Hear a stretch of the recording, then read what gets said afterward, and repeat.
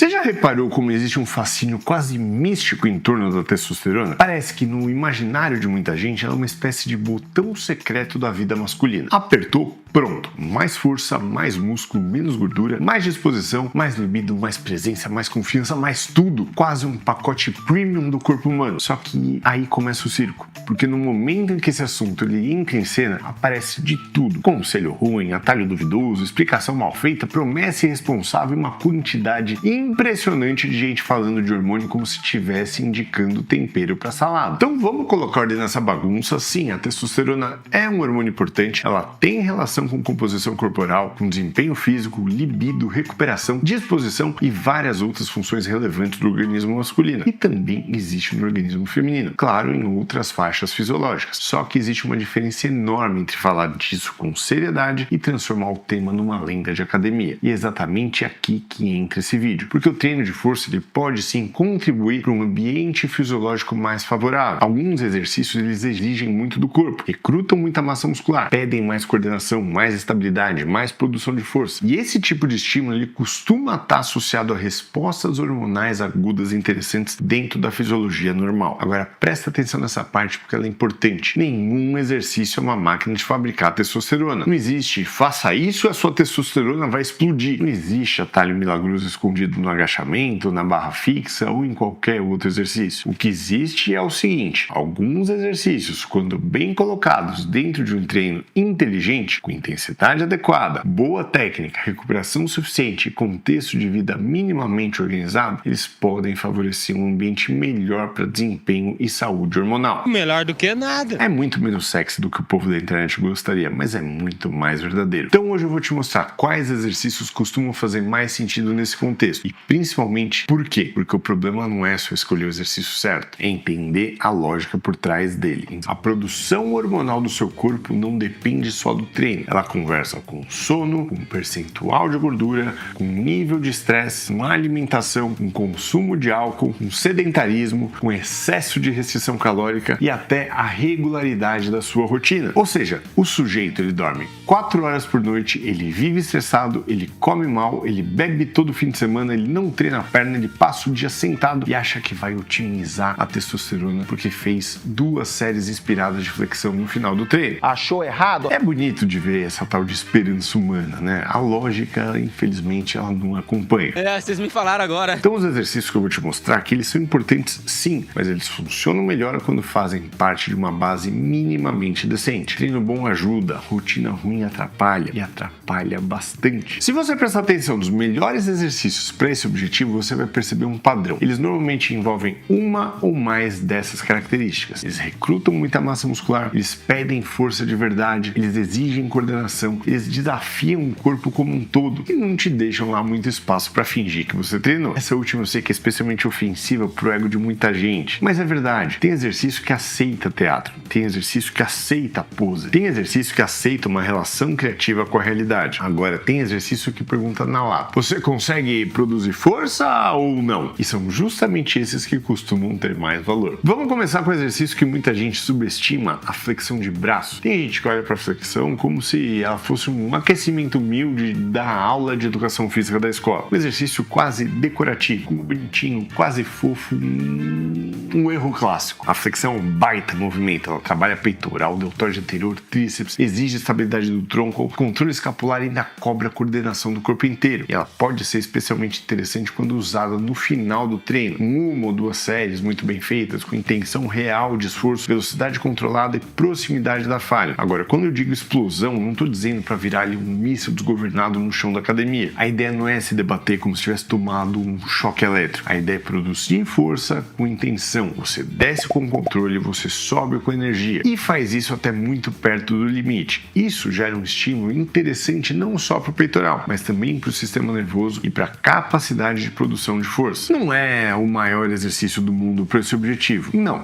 mas é muito melhor do que muita gente pensa. A barra fixa ela já entra num outro nível de exigência, né? Porque aqui você não está empurrando um aparelho bonito e estável, com trilho cromado e espuma confortável. Aqui você está tentando movimentar o seu próprio peso corporal e isso muda tudo. A barra fixa ela recruta dorsais, bíceps, braquial, antebraço, abdômen e exige bastante coordenação. Além disso, é um exercício que impõem uma dificuldade muito honesta. Ou você sobe, ou a barra educadamente informa que ainda falta trabalho. E existe um motivo para ela ser tão valiosa. Ela exige muito do corpo inteiro. Quanto mais exigente o exercício, maior tende a ser o custo fisiológico. Isso ajuda a entender por que movimentos assim costumam estar associados a respostas agudas interessantes no contexto do treino de força. Agora, claro, tudo depende do seu nível atual. Se você ainda não faz barra fixa livre, isso não significa que acabou a sua carreira esportiva e que a biologia te traiu. Significa só que você precisa de progressão. Barra com elástico, máquina assistida, isometria, base excêntrica controlada. Tudo isso serve. O importante é entender que tracionar o corpo é uma habilidade extremamente valiosa. Agora vamos falar do desenvolvimento com halteres, com barra ou na máquina. Esse é um dos exercícios mais interessantes quando a gente quer unir força, estabilidade e recrutamento global da parte superior. Você trabalha ombro, tríceps, parte superior do peitoral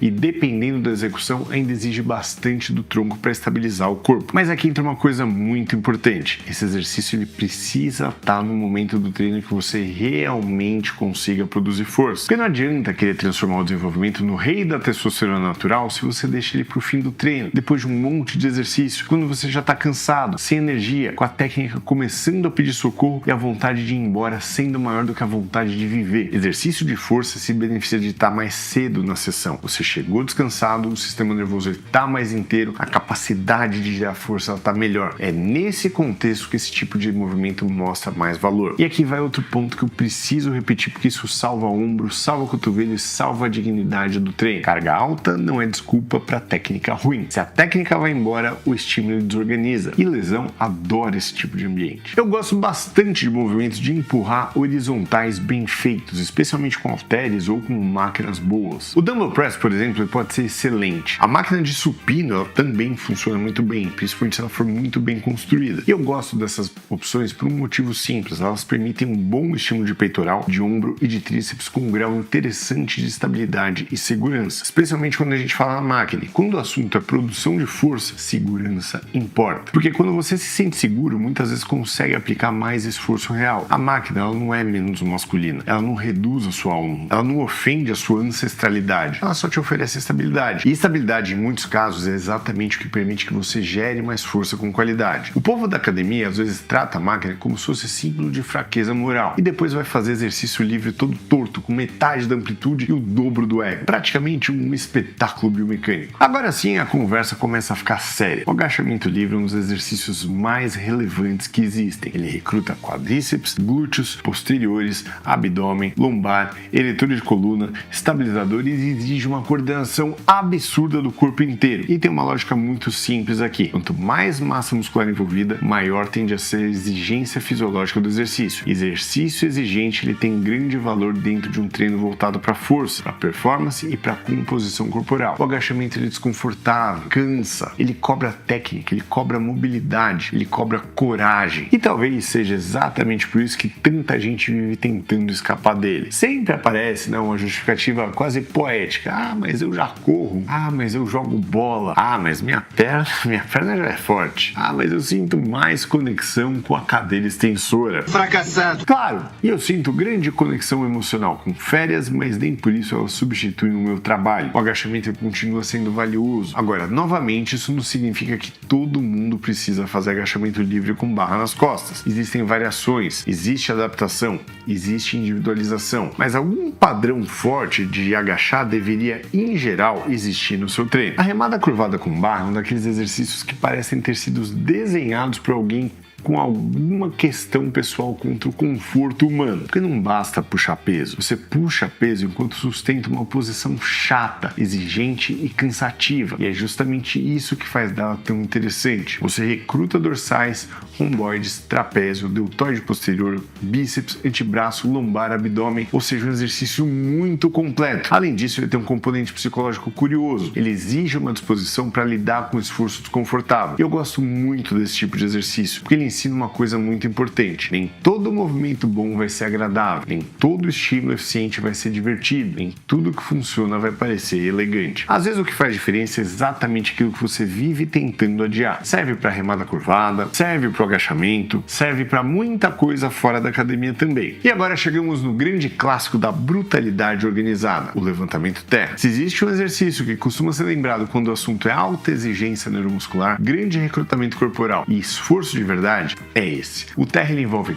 pernas, glúteos posteriores, lombar, eretores, dorsais, trapézio, antebraço, pegada, abdômen. Ele exige técnica, exige tensão, exige controle, exige timing, exige respeito. E quando o terra ele é bem feito, ele é uma aula de força. Quando ele é mal feito, ele vira uma demonstração pública de más decisões. Então vamos deixar isso muito claro. O levantamento terra não é um exercício para performar ego, é exercício para executar bem. Por ser um movimento muito exigente, ele costuma ser um dos mais associados a respostas agudas marcantes do ponto de vista fisiológico dentro do treino de força. Mas de novo, não porque ele seja mágico, e sim porque ele cobra muito do seu corpo. E essa é a chave. Quanto mais massa muscular envolvida, mais esforço, mais demanda, mais sinal de que o organismo está sendo desafiado. Agora eu quero que você guarde isso, porque talvez essa seja a parte mais importante do vídeo inteiro. Não é só o nome do exercício que importa, é como você executa dentro da lógica do treino. Um exercício bom, feito sem intenção, com carga mal escolhida, com execução relaxada, intensidade baixa, ele perde muito valor. Já um exercício relativamente simples, mas feito com proximidade da falha, com boa técnica, com progressão de carga e organização inteligente, ele pode render muito mais. Ou seja, não adianta fazer barra fixa pensando no lanche, não adianta agachar como se você estivesse cumprindo tabela, não adianta fazer desenvolvimento com peso de decoração, não adianta passar pelo levantamento terra como quem quer só sobreviver à experiência. O corpo ele responde ao estímulo que ele recebe, não ao exercício que você marcou na planilha com boa intenção. Talvez o seu problema não seja a falta de exercício para testosterona, talvez o seu problema seja que o seu treino está confortável demais, e confortável no pior sentido, com pouca intensidade, pouca progressão, pouca exigência, pouco envolvimento com movimentos realmente grandes. Aí a pessoa ela quer resultado hormonal, físico e de desempenho, treinando como se estivesse tentando não se incomodar muito. O corpo ele muda quando percebe necessidade, e necessidade, em termos de treino, costuma aparecer quando existe um desafio real. Agora deixa eu te lembrar de uma coisa importantíssima antes que alguém saia daqui achando que resolveu tudo com terra, com agachamento e com remada. Se o sono tá ruim, isso pesa. Se o estresse tá crônico, isso pesa. Se o percentual de gordura tá muito alto, ou se você vive em extremos alimentares, isso pesa. Se você bebe demais com frequência,